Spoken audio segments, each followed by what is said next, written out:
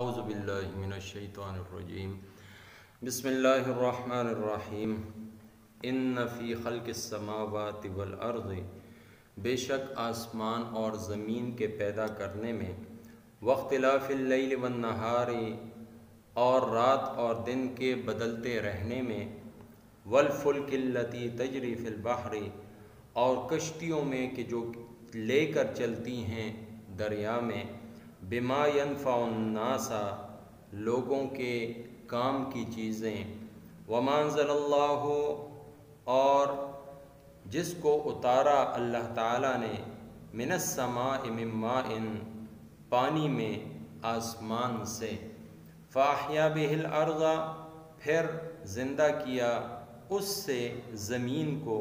اس بعد موتہا، اس کے مرنے کے بعد، وبث فیہا، اور پھیلائے اس میں، من کل دابہ، ہر قسم کے جانور،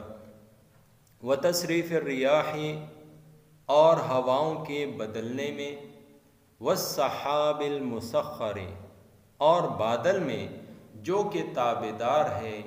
اس کے حکم کا، بین السماء والارض، درمیان آسمان اور زمین کے، لآیات، بے شک ان سب چیزوں میں نشانیاں ہیں، لقوم یعقلون، عقل مندوں کے لیے۔ سورہ بقرہ کی 164 نمبر آیت کریمہ ہے آج کے درس میں۔ پچھلے رکوع کی آخری آیت میں اللہ رب العزت نے ارشاد فرمایا کہ وَإِلَٰهُكُمْ إِلَٰهٌ وَاحِدٌ لَا إِلَٰهَ إِلَّا هُوَ الرَّحْمَٰنُ الرَّحِيمُ، کہ تمہارا معبود ایک ہے، وہی تمہارا کارساز ہے، وہی تمہارا مشکل کشا ہے، وہی تمہارا حاجت روا ہے، پیدا کرنے والا، تھامنے والا، چلانے والا، رزق دینے والا، اولاد دینے والا، بارش برسانے والا، وہی ایک اللہ ہے، اس میں اس کا کوئی بھی شریک نہیں۔ اس آیت کریمہ کے ایک حصے میں لا الہ الا ہو کے اندر توحید ذات کا بیان تھا کہ اس کے سوا کوئی بھی نہیں، نہ وہ کسی کی اولاد، نہ اس کی کوئی اولاد، نہ اس کا کوئی جز، نہ کوئی ٹکڑا، وہ تنہا ایک تھا، ہے اور رہے گا۔ پھر الرحمن الرحیم میں توحید صفات کا ثبوت تھا۔ اب اس کے بعد جو آیت کریمہ آ رہی ہے، ان فی خلق السماوات سے، لآیات لقوم یعقلون، اس کے اندر توحید افعال کا ثبوت ہے۔ دنیا کے کارخانے میں جو کچھ ہو رہا ہے، جو ہمیں نظر آتا ہے، نظر نہیں آتا،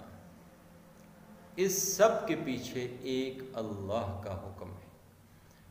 وہی ان سب کا بنانے والا اور وہی ان کو چلانے والا ہے۔ اوپر جو دعوی توحید تھا،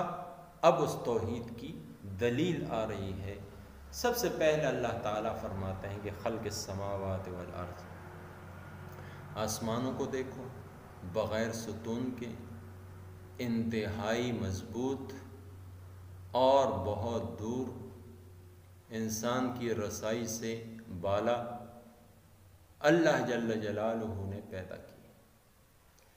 اور قرآن کریم میں دوسری جگہ ما تری فی خلق الرحمن من تفاوت، اللہ تعالیٰ کی پیدا کردہ چیز کے اندر تمہیں کوئی کسی قسم کی کمی اور نقص نظر نہیں آئے گا، بلکہ اس آسمان کی طرف ایک دفعہ نہیں، کئی دفعہ تم نظر اٹھا کر دیکھو، تمہیں کسی قسم کی کمزوری اس کے اندر نظر نہیں آئے گی۔ ہم چند کمروں کا لنٹر بناتے ہیں، چھت بناتے ہیں، کچھ سال ہی گزرتے ہیں کہ اس کے اندر کمزوری اس کی عیاں ہونا شروع ہو جاتی ہے۔ اور اللہ رب العزت کی تخلیق ہزاروں سال ہو گئے، جیسی تھی ویسی ہے۔ اس کے ساتھ ساتھ والارض، زمین کو کتنا پھیلاؤ دیا، کتنا جماؤ دیا، کس قدر مخلوقات ہیں اس کے اندر، اس کے اوپر، اس کے نیچے، اس کے اندر رہنے والی، ان سب کو اللہ رب العزت نے پیدا فرمایا۔ اس کے بعد واختلاف اللیل والنہار، رات اور دن کے بدلنے کو تو دیکھو، روشنی ہوتی ہے چاروں طرف اور آہستہ آہستہ اللہ تعالیٰ ایسی صورت بنا دیتے ہیں کہ سب کچھ چھپ جاتا ہے، پھر اسی تاریکی سے اللہ رب العزت روشنی کو نکالتے ہیں، ہر چیز دوبارہ روشن کر دیتے ہیں۔ پھر گرمیوں اور سردیوں کے اوقات کو دیکھو، کہیں پر رات لمبی تو دن چھوٹا، اور کہیں رات چھوٹی تو دن لمبا، روزانہ اس کے اندر 1-2 منٹ کی تبدیلی آتی رہتی ہے۔ تو یہ کس نے پیدا کی؟ یہ نظام کون چلا رہا ہے؟ اللہ رب العزت کی ذات ہے، اس کے سوا کسی کی مجال نہیں کہ وہ ایسا چلا سکے۔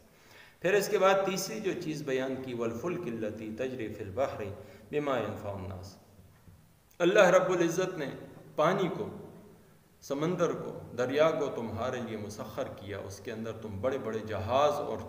کشتیاں چلاتے ہو، اور اس سے لوگ نفع اٹھاتے ہیں، سامان رسد ایک جگہ سے دوسری جگہ لے جایا جاتا ہے۔ آج بھی ایک جگہ سے دوسری جگہ نقل مکانی کے لیے اور سامان کی ترسیل کے لیے زیادہ تر بحری سفر کو پسند کیا جاتا ہے، اس لیے کہ اس کے اندر خرچ کم آتا ہے ہوائی جہاز کے مقابلے میں۔ پھر فرمایا وَمَا أَنزَلَ اللَّهُ مِنَ السَّمَاءِ مِن مَاءٍ، اگلا انعام اللہ رب العزت کا، اگلی تخلیق اللہ رب العزت کی وہ بارش ہے۔ آسمان کی طرف سے یعنی بلندی کی طرف سے اللہ تعالیٰ پانی کو برساتے ہیں، اور اس پانی کے برسنے کی وجہ سے زمین جو خشک ہو چکی ہوتی ہے، اس کو مردہ کہا، مطلب یہ ہے کہ خشک، کچھ بھی پیدا کرنے کی صلاحیت اس میں نہیں رہتی، تو اس کو دوبارہ اللہ رب العزت اس قابل بناتے ہیں کہ اس میں فصل ہو سکتی ہے، اس سے میوہ جات حاصل کیے جا سکتے ہیں، مختلف اناج اور غلے وہ حاصل کیے جاتے ہیں۔ اس کے بعد فرمائے وَبَثَّ فِيهَا مِن كُلِّ دَابَّةٍ، اللہ رب العزت نے اس زمین کے اندر قسمہ قسم جانوروں کو پیدا کیا، ان جانوروں کی خوراک کا، ان کی رہائش کا، اور اسی طریقے سے ان کی نسل کا، یہ سارا انتظام اللہ رب العزت نے کیا ہوا ہے۔ پھر فرمائے وَتَصْرِيفِ الرِّيَاحِ، ان ہواؤں کو تو دیکھو، کبھی ٹھنڈی ہوا ہے تو کبھی گرم لو ہے، کبھی بارش لانے والی ہے تو کبھی بارش کے پانی کو اور بادلوں کو بھگانے والی، یہ اللہ رب العزت چلاتے ہیں۔ اس کے بعد فرمایا وَالسَّحَابِ الْمُسَخَّرِ بَيْنَ السَّمَاءِ وَالْأَرْضِ، وہ تابدار بادل جو زمین اور آسمان کے درمیان معلق ہیں، کھڑے ہیں، ان کو کس نے کھڑا کیا؟ کتنے پانی کا وزن اٹھائے ہوئے، کتنے قطرات بارش کے لیے ہوئے، یہ بادل ایک جگہ سے دوسری جگہ سفر کرتے ہیں اور ہوا کے اندر معلق رہتے ہیں، یہ اللہ رب العزت کے حکم کے تابع ہیں۔ اللہ تعالیٰ فرماتے ہیں کہ ان سب چیزوں کے اندر اہل عقل کے لیے، اہل دانش کے لیے بہت ساری نشانیاں ہیں۔ جو شخص بھی ان چیزوں کو اس نظر سے دیکھے کہ ان کی وجہ سے ان کے پیدا کرنے والے اور ان کے چلانے والے تک پہنچ جائے، تو اللہ رب العزت ایسے لوگوں کے لیے یہ راستہ آسان فرماتے ہیں۔ بہرحال کوئی بھی صاحب عقل ہو، صاحب فکر ہو، وہ ان چیزوں کی حکمتوں کو دیکھ کر اور مصلحتوں کو دیکھ کر اور ان چیزوں کے وجود کو دیکھ کر اور ان چیزوں کی ایک ترتیب جو چل رہی ہے، اس ترتیب کو دیکھ کر ان سب کے بنانے والے اور پیدا کرنے والے کو پہچان سکتے ہیں۔ یہ ساری چیزیں دلالت کرتی ہیں کہ ان سب کو چلانے اور بنانے والا ایک ہی ہے، اور وہ ہے وَإِلَٰهُكُمْ إِلَٰهٌ وَاحِدٌ، وہی اس قابل ہے کہ اس کی عبادت کی جائے، وہی تمہارا ایک معبود ہے، نہ اس کی ذات میں کوئی شریک ہے، نہ کوئی اس کی صفات میں شریک ہے، اور نہ ہی اس کے افعال میں کوئی شریک ہے۔ اللہ رب العزت مجھے آپ کو عمل کرنے کی توفیق عطا فرمائے۔ ان بے شک فی خلق السماوات والارض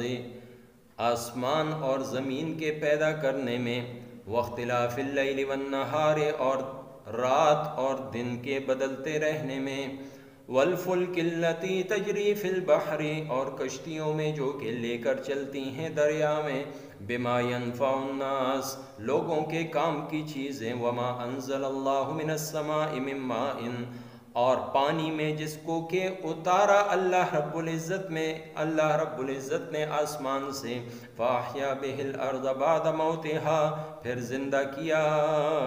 اس زمین کو اس کے ذریعے سے بعد اس کے مرنے کے، وبث فیہا من کل دابہ اور پھیلائے اس میں سب قسم کے جانور، وتصریف الریاح اور ہواؤں کے بدلنے میں، والسحاب المسخر اور بادل میں جو کہ تابدار ہے اس کے حکم کا، بین السماء والارض درمیان آسمان اور زمین کے، لآیات لقوم یعقلون بے شک ان سب چیزوں میں نشانیاں ہیں عقل والوں کے لیے۔ وما توفیقی الا باللہ۔